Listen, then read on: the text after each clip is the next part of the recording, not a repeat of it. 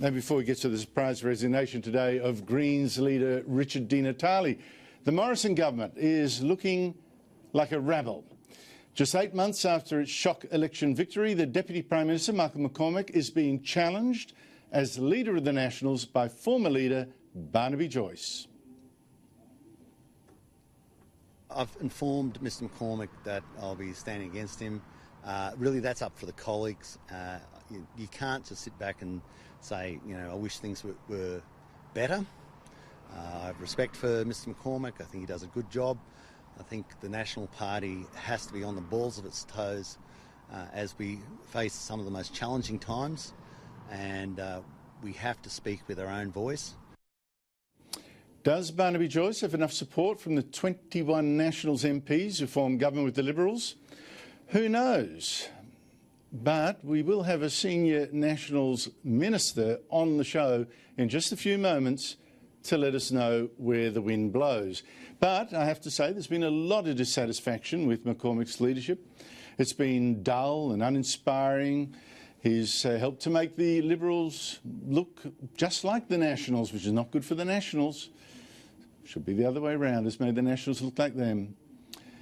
And Barnaby Joyce, for all the controversy about him having a baby with a former staffer, he is still the Nationals MP who cuts through most with the public. And even so, though, I have to say, this is a terrible look for the Morrison government. It should be riding high after its election win last year. But look at today's Newspoll for a start. It's suddenly on the nose, trailing Labor with its worst vote since before the election. And that's no doubt because Prime Minister Scott Morrison bungled the handling of the fires, taking off for a holiday in Hawaii when the fires were really getting bad. Now, I agree, a lot of that criticism was unfair, but it really hurt Morrison because, and this is relevant to today, it made him and his government seem, at least to critics, that they were looking after themselves, not looking after the voters.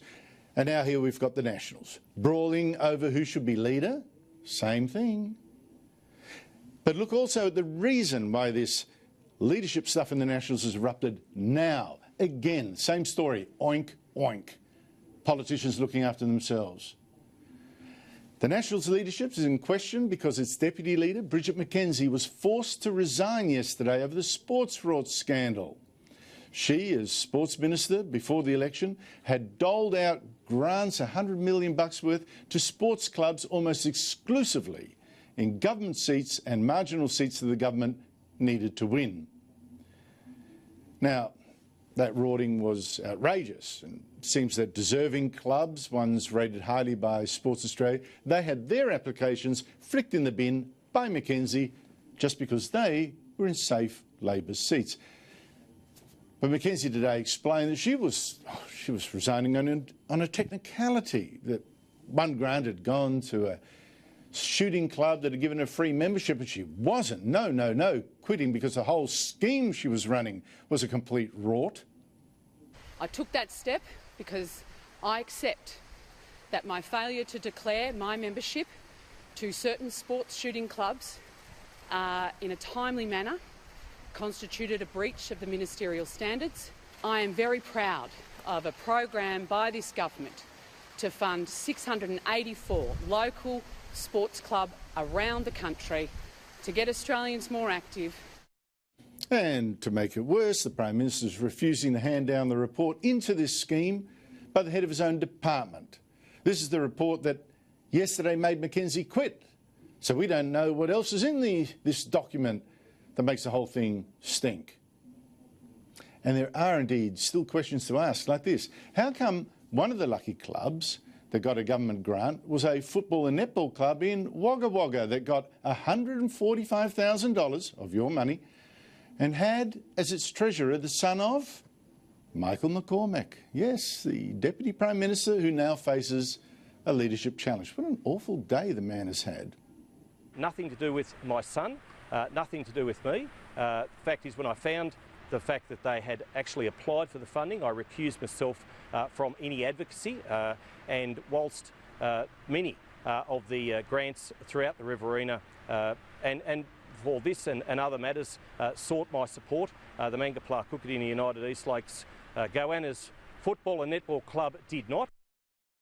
Again, the image is politicians looking after themselves. And that may be unfair. I don't know all the details of this particular grant, but I wonder how the public sees it.